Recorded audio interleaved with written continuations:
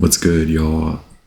It's your wild and free high priest, Armando, chillin'. This is your Neptunian rambling from yours truly. I am a little fuzzy. The eclipses are in full effect. The full moon in Pisces is in just a few days. It is a full-blown lunar eclipse, which has not happened. I am saying I don't want to say or like too much so as to not annoy you, so I apologize for that. I am working on that specifically, but because these are not my most refined speeches, I just tend to be more casual.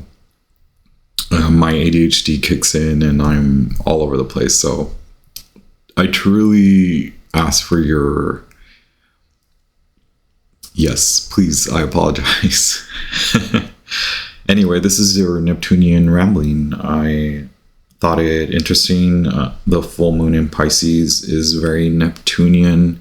It is tied back to 19, 20 years ago. It is also, some astrologers are aligning it with the full-blown lunar eclipse in, I don't remember, in 2022.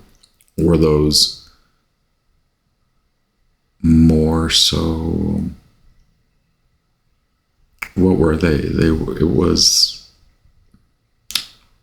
Taurus and Scorpio. Yes, when the nodes were in Taurus and Scorpio. Currently, as you are maybe well aware, the North Node is in Pisces and South Node is in Virgo. My 12th house is full on right now, so I feel fuzzy. My body's tingling. I don't know if this is part of the eclipses. I do feel it is. I have energy and then I don't. So right now I feel like very, very Neptunian, so it's very much aligned. I just want you to be well aware that these are just ramblings. The last one, here's Neptune from Susan Shepard's Black Moon Astrology Oracle cards. I love these cards. I thought it interesting because Neptune is aligned or attuned to colors blue and purple, but Susan put this one in green. Maybe she takes from the violet, reddish tones in purple or hues and or values and mix with blue. Does that create, I don't know. I should know. I'm formerly an artist, maybe. And here is Kim Kranz's variation, very blue, Neptune. So cool. I love this. And interesting enough, it is card number 9. Suzanne's is card number 10. Traditionally, number 9 is in reference to the Hermit when we align it to the traditional tarot or the Hermetic tarot. The Magus of, yes, one of those Magi. Anyway, I wanted to talk a lot about Neptune, or I wanted to ramble a little bit about Neptune because of the full moon eclipse in Pisces. My Neptune is in Capricorn and recently just went through a big, what I call a big Neptune cycle, with Neptune being in Pisces over the last, 14, 15 years, and Neptune retrograde moving into Pisces for the last few weeks or months, and then finally ingressing and making its full swing through the Aries cycle for the next 14 years. So I've lived through 3 and I'm moving on to the 4th with Neptune in Aries. So in 1984, Neptune moved into Capricorn, and that's when I was born. I was born in February of 1984, and that's when Neptune first entered its transit, or started its transit through Capricorn. And it was there until 1998, 1999. I think that it does swing back because of the retrogrades. And so it began its transit through the following sign in Aquarius in 1998. And you can attune the Capricorn Neptune to the millennial generation, and then the Aquarius Neptune to Gen Z, I believe, is what they call those younger folks. the TikTokers is what I call them. And it lasted there until 2011, and then it entered Pisces in 2011. Until now, 2025, it will once again retrograde and move through Pisces for a few more months, this latter part of 2025, until it finally, like I mentioned, it'll finally go into Aries in 2026 for the next 14 years. So a very interesting time. I think Neptune in Pisces was wild. I was on my Neptunian line while living in Denver, and that was intense. I didn't even want to stay in Denver, but I stayed there. There was a grasp, and so before I simply just jump into it, I'm going to read to you Suzanne Shepherd's take, and I'll start with a quote from Thomas Merton, quote, "The whole idea of compassion is based on a keen awareness of the interdependence of all these living beings, which are all part of one another and all involved in one another." And the oracle calls for, "You are being directed into an area which may feel like it is unknowable. Surrendering to the mystery may work best now. Although nebulous, hazy, and indirect, the energy of Neptune is one of the easiest to see. Where Neptune is placed in a chart is where we are most inspired, but also an area where we deceive ourselves. It is a place of mishaps, bringing on undercurrents of strangeness. For so many, Neptune is a source of many troubles, since this card indicates escapism as well as beauty. I believe Venus is the undertone, and I would say the moon is also a lower octave. I believe astrologers attune Venus as the undertone of Neptune, but I also believe that the moon is an undertone of or lower octave of Neptune, because it's so dreamy, and yes, it's out there, right? So this planet also represents sleight of hand tricks, and that's why it's tied to the Seven of Cups in the tarot, yet also supernal type of creativity. You cannot be a poet or a mystic without the rays of Neptune influencing you. It is like falling off the edge of our universe into places we trust but have no concrete idea about. So beware of deception and confusion, but at least there will be poetry or reverie, which I think that's so funny. Neptune card in brief: imagination, escapism, mysticism, divination, other realms, and making contact with higher realms, communication with ghosts and other spirits, links to the universal mind, the ocean of consciousness, sudden flights of inspiration, artistic ability, the artist's life, self-sacrifice, self-undoing, the creating of illusions, dangerous deceptions, narcotics, alcoholic drinks, toxins and poisons, medicines, the surfacing of allergens, physical ailments you can never get to the root of, the nerves and lymphatic system, needing to flee and become more private, sleeping and dreams, the colors blue and violet, burning of candles, glamour, television, film, set design, bodies of water, and living or traveling near them. The beach, mimicry and copying others, blending in, being too afraid to leave the fold, feeling overcome or intimidated, feeling mercy and compassion, emotional games in relationships. Key ideas are mystery, confusion, enchantment, wandering, passivity, and secret enemies. Okay, so being on my Neptune line in Denver really brought out, and maybe I'm looking at it a little bit more negatively, but I do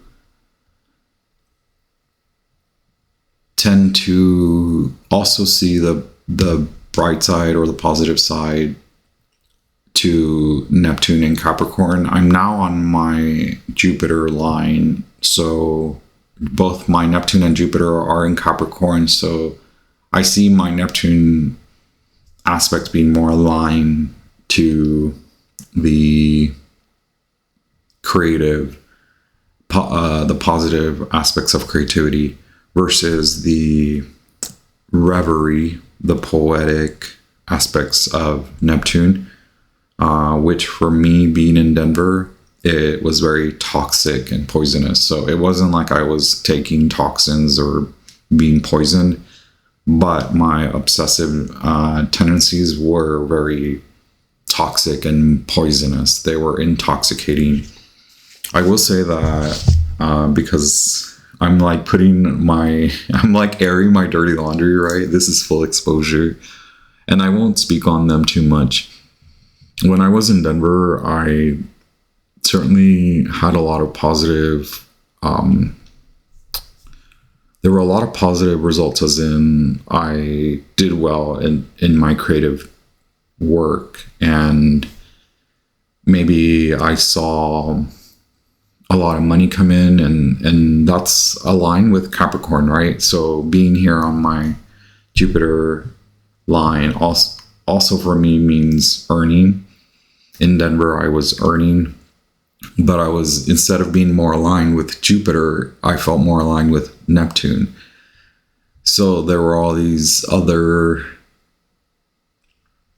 intoxicating behaviors and just situations. And like I mentioned, I don't want to talk about them too much, but I will admit that because of the beauty and intoxicating effects, this is Denver was where I was even obsessed with like a particular person, and it had that intoxicating element to it. Like I've never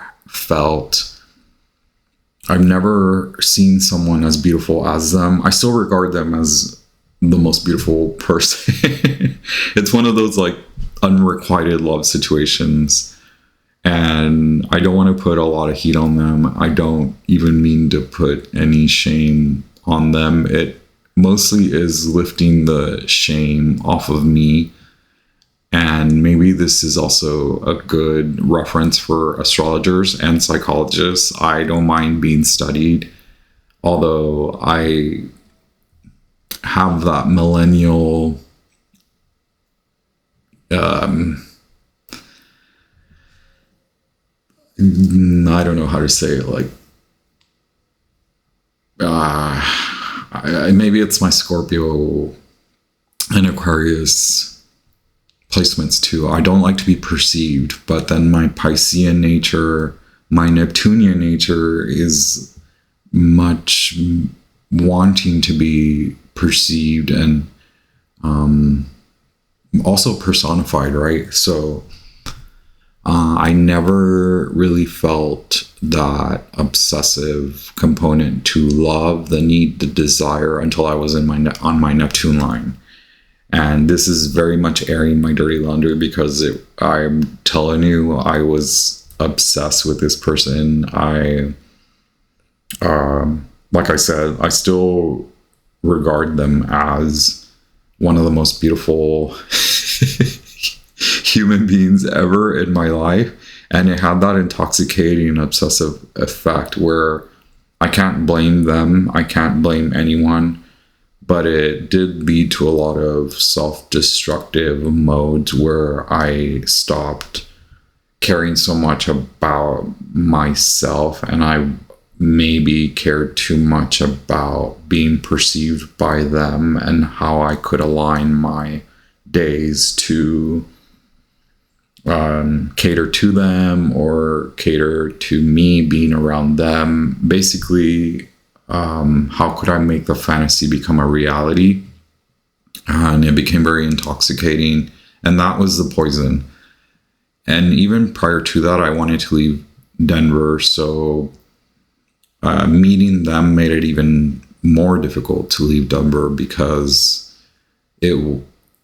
knowing truly in my Piscean mind and Piscean heart, Pisces is very much combined with that combination, amalgamation, if you will, of the heart and the mind. But my mind being intoxicated and poisoned by my Neptune Capricorn desires, it was like wanting to make something unreal become a reality. So divine masculine, not so much, more chaotic masculine, chaos masculine, chaos in divine masculine, chaos in divinity, if you will.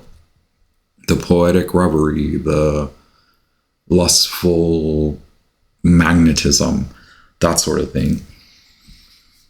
Now I'll revert or go back to 1984, 1999, Neptune in Capricorn. In 1998, I entered high school, and so I believe that's when Neptune entered Aquarius. So that's when I became really aligned. I think millennials became really aligned with the internet. So we're changing or shifting topics right now. We are in the Jupiter.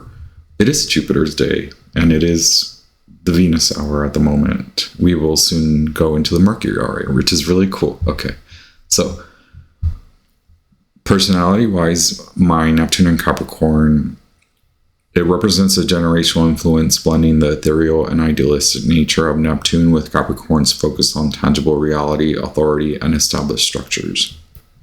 And so that's how I can funnel it into the lower octave of how my Neptune shifted my Venusian desire and my masculine Mars need and want for structure.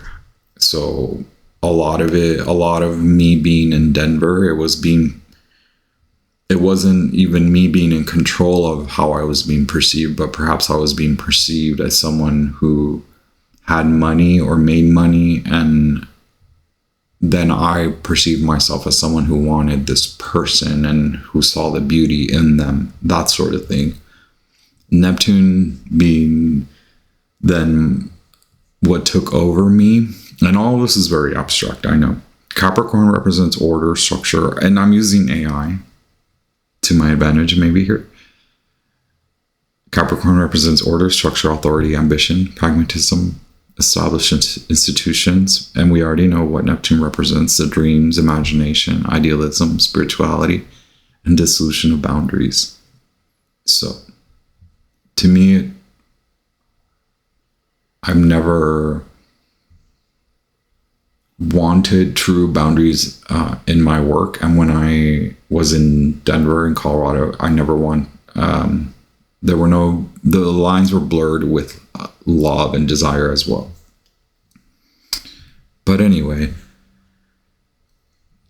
the way that Neptune in Capricorn manifests its dreams into reality, a collective tendency to turn dreams and aspirations into concrete outcomes and lasting structures. So again, that's who I am naturally, and I think that was so much alive in Denver and in Colorado.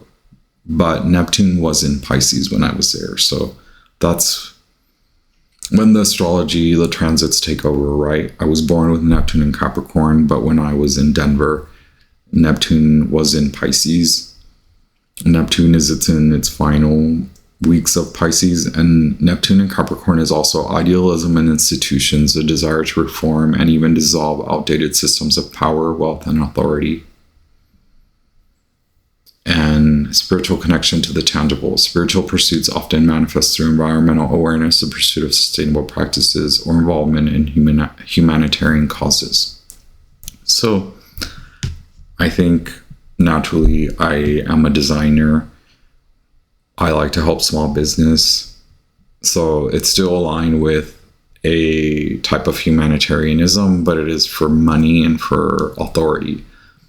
And it's also to bring structure from the abstract. So I usually describe myself as someone who's able to funnel the abstract and create order, create tangibility, or create or make sense out of the abstract. That's how I describe myself, as in my elevator pitch, but also it has become a way of how I describe myself in general. And so then kicks in Neptune and Aquarius, which was when I entered my adult life. That's when I was 16, 17, 18 years old. And then up until 2011 was when I left. I had graduated with an art degree, but I wasn't doing anything with it. And at the end of Neptune and Aquarius, I made the decision to go back to school. So that's when I actually started to work towards my design degree. So Aquarius, the key characteristics of Neptune and Aquarius is often driven by strong desire to improve the lives of others and create a more equitable world. And the placement fosters a deep connection to an understanding of technology, seeing it as a tool for positive global change and connectivity. So it's really interesting that when Neptune went into Aquarius, that's when I decided to go back to school to integrate technology into my artistic and basically pursuits at work, my artistic endeavors and my work, my pursuits at work. I then combined it with technology, with design. I'm a designer. So also another characteristic is forward-thinking visionaries. They possess unique visions for the future and are inspired to create innovative solutions for societal changes. And the attunement to spirituality is a strong spiritual faith and intuition that fuels their progressive mindset and desire to contribute to the world. So that's Neptune in Aquarius. The challenge there being logic versus emotion and blurring lines. Strong empathy and interconnectedness can sometimes blur the line between what is socially acceptable and what is not. So for me, undertaking the role of a designer, in that Neptune and Aquarius world, I believe it really blurred the lines between, because I am more so aligned with freelancing. I like to work directly with, to put it in the most simple way, I like to work directly with the head of the company, the boss, no matter my role, even if I'm bottom level, bottom rung, the lowest rung, I still am knocking at the head of the company. Like, hi, I'm here to assert myself and help you. I'm too intelligent. I'm too intuitive and too logically aligned with the future and visions. I can't just be put in an office or in a cubicle. Like, I have to talk to the head bitch in charge. And maybe that blurs the lines too for me. I think coming into this career, into this role, it has never been about me sitting in a cubicle. Maybe people might have tried that, but it really hasn't been like that for me. When people talk about making PowerPoints, I'm like, I know a lot of designers that design PowerPoints, and I may have designed a lot of PowerPoints in my life, but no, that's really not who I am as a designer. Like, I'm talking to the head of marketing, I'm talking to the main man of the main person, the main. I want to be main too, right? In my Aquarian vision, like, it can be a polycule tribe at work, but I'm main. just to give you some, give you a taste of how I work in my mind. Anyway, is this talk even going anywhere? This is so Neptunian and blurred. I love it. Let me take a... I'm laughing because I have a licorice cola flavored sparkling drink and espresso coffee. I'm like, is this a Southern US thing? Is it an Italian thing? I don't know. I love cola and I love coffee. Like the flavors of licorice, cola, rhubarb. I don't know what it is. And coffee. It's an espresso. It's so good. Anyways, I apologize. I'm sipping away and my air filter is on, so I hope that weird fan noise isn't giving you a headache. Pisces and Neptune refers to a powerful and significant astrological combination where the planet Neptune resides in its traditional home sign of Pisces. Okay, so that's why I say I'm very Neptunian no matter what. So me being in Colorado, not good. No bueno. Like, it did enter, or actually, so I just attune a lot of the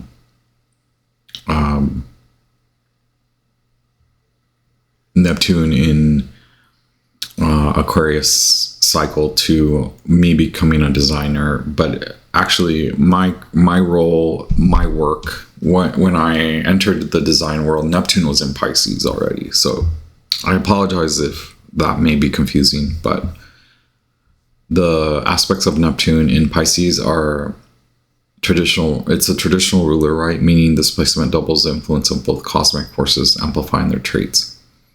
And the combination fosters a powerful imaginative capacity, leading to a surge of inspiration in the arts, music, and other creative endeavors. So part of my 11th house is ruled by Pisces. So that's why I attune.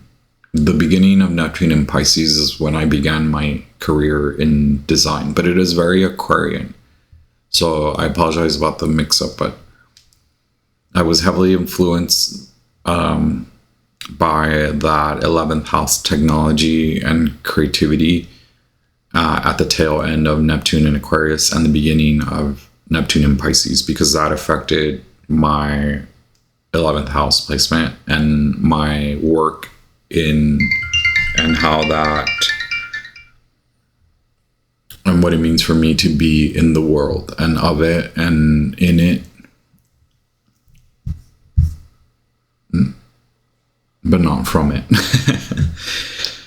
So enhanced creativity and imagination, increased compassion and empathy, and the spiritual awakening, a strong spiritual indication, intuitive connection to the universe is a hallmark of this placement. The challenges are illusion and confusion, escapism and avoidance, the disillusion of boundaries, and the need for intention. And it is currently in the final months. The period has emphasized themes of fantasy, idealism, and the subconscious. As the transit ends, it offers a final opportunity to release outdated identities and embrace growth, bringing both the gifts and challenges of the combination into sharper focus. And then we are now going into Neptune in Aries, which I believe this is why I'm kind of airing a lot of this dirty laundry. 2025 marks this new era, Neptune in Aries, and it will be in full effect until 2039. Individualism and personal power, bold vision and idealism, conflict and compassion. The shadow side is a negative aspect of this transit, can manifest as overblown egos, exaggeration, manipulation, and deceit, particularly when individuals feel empowered to act with less ethical consideration. How to navigate this transit: trust intuition, channel energy constructively, be mindful of illusions, and embrace authenticity. So that's where I'm kind of at, because Neptune in Pisces has marked the last 14 years. That is when I began a lot of my work in therapy, the psychology of me. It's when I really delved. I have been really interested in astrology and tarot since I was 13 years old when Neptune was in Capricorn. In the middle of that cycle was when all these gifts started to come alive for me, or these past life gifts I started to embrace them.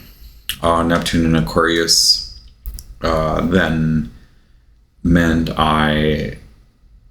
so maybe instead of me saying that I stopped working on those gifts, they just kind of went into, I put them in the back pocket, filed them away, and then I became much more aligned with art and design and production, processing, working, what it meant to create wealth and abundance, and figuring out what money meant for me. And because I have both Jupiter and Capricorn, it can be very blurred.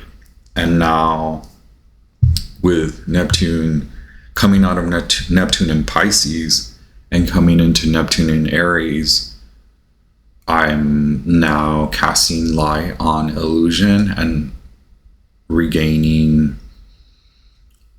an authentic lens, applying an authentic lens on the blurred lines that I've given into or that I've embraced as part of like making money, where for example in Colorado and Denver, for the latter part of Neptune in Pisces, I spent a lot of it obsessing about how money made me feel, what it was like to spend, and then how I could make money and maybe try to convince this person to be in love with me and convince them that I'm in love with them, and how all of that collided with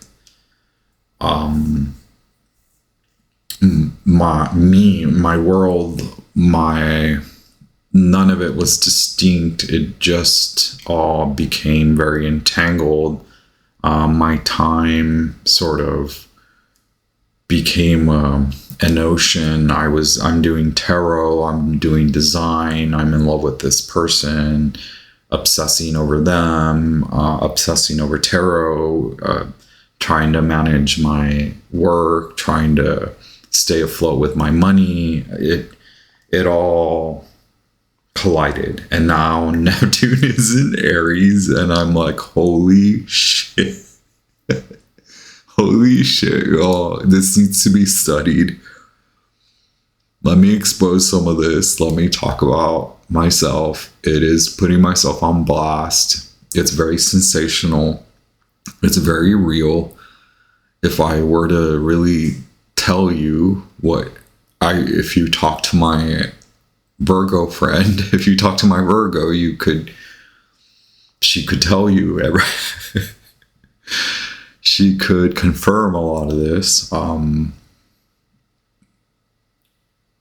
Thankfully, in studying more astrology, I feel people do idealize me. I'm not saying idolize. I'm saying folks, my friends, do have an ideal perception of me. And I believe that is my strong Neptune in Capricorn.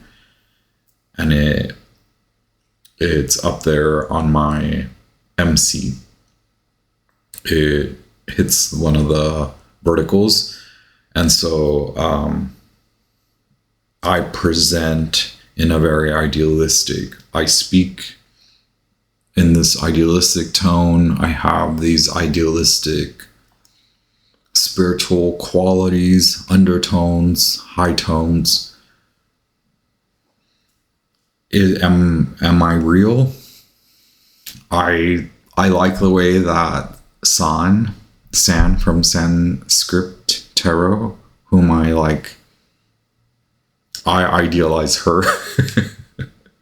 Because I'm like, maybe I don't mean that. I don't mean like, I just see, ideally, in an idealistic way, I see what she's going through and I'm like, I'm going through that. We're going through that in a very different manner where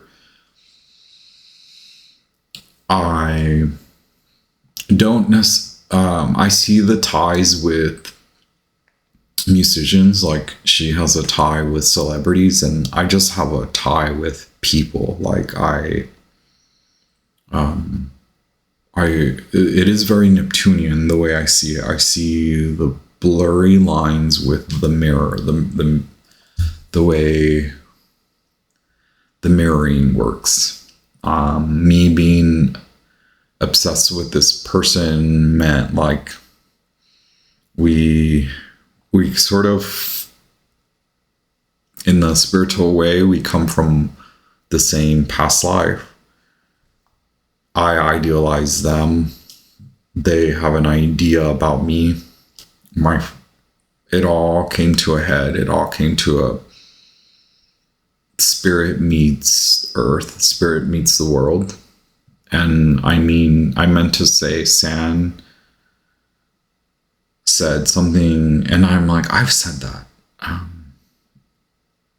And I'm not saying like she took this from me. Like she said, I'm from the future. And I'm like, oh my God, I say that. Like, so when it comes to like past life stuff, I'm like, okay, yeah, no, I know there a lot of people have this like tie to like past life. Like we're Egyptian, and like we were part of the like high priestess, like, you know, Mary Magdalene. Like, okay, yeah. But also we're from the future, and the lines become so like spiritually blurred. So this talk is very Neptunian. It's mainly just a conversation, and I know I'm talking to myself, but maybe this is meant to be studied. Maybe this is meant to be thought-provoking. Maybe this is meant to be offer some alleviation, that we're all very much deeply entrenched collectively, consciously, unconsciously. We are going through a spiritual reset,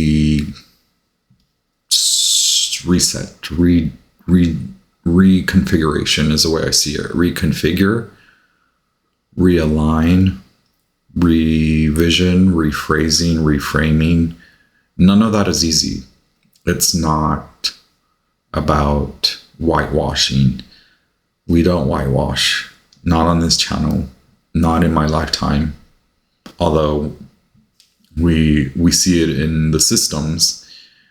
And now as a collective, we are going from unconscious to consciously understanding why we are not going to whitewash. So with my spiritual abilities and gifts and me as a psychic, this is not going to be whitewashed. I talked about my mother, my Mars in Scorpio. I talked about being Scorpio, being Pluto in Scorpio, Saturn in Scorpio, Mars in Scorpio. I gave you that talk. I told you all about my mother and how much I love her, but how we don't go well together. She's a little boop, and I'm a little boop. Boppity head, and she gonna bop me in the head. And yes,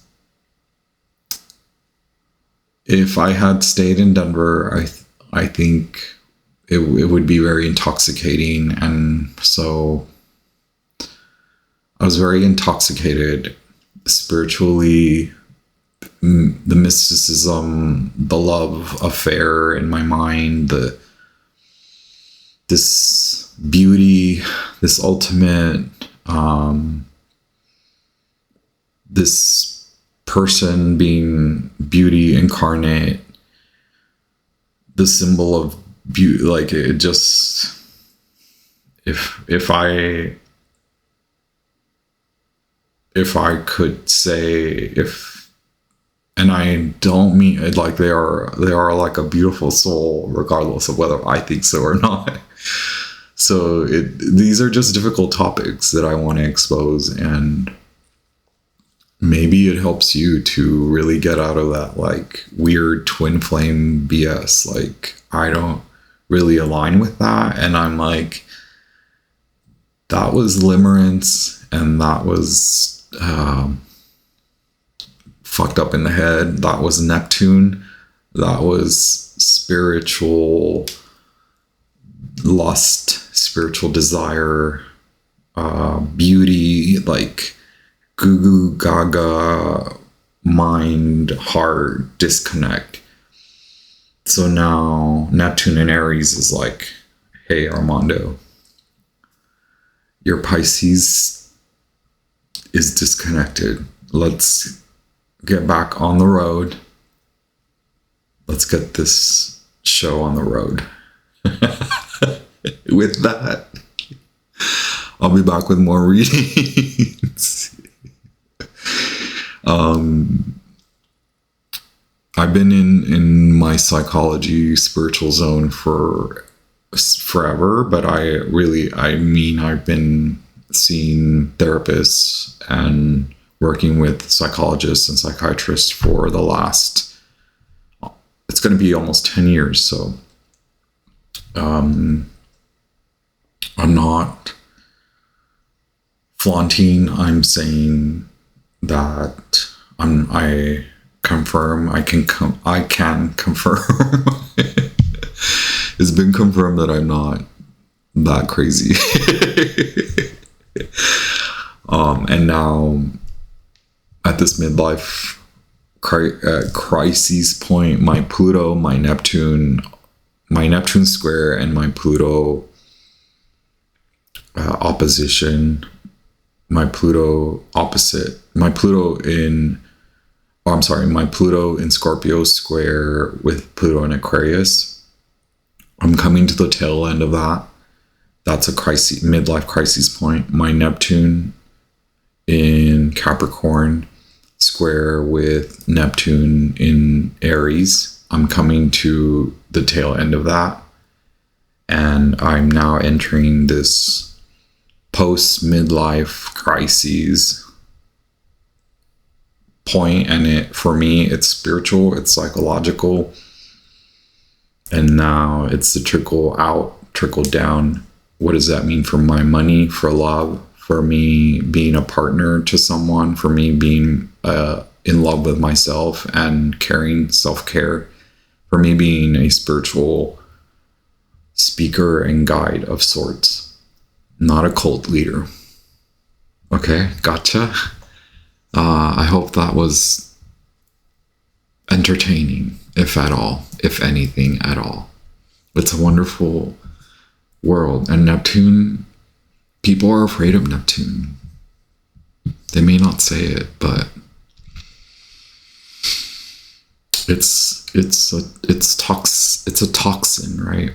And we know that sometimes we need a toxin to extricate, like a medicine. I talk a lot about that in my spiritual. Anyway, okay. Got this. You got this. We got this. Ciao.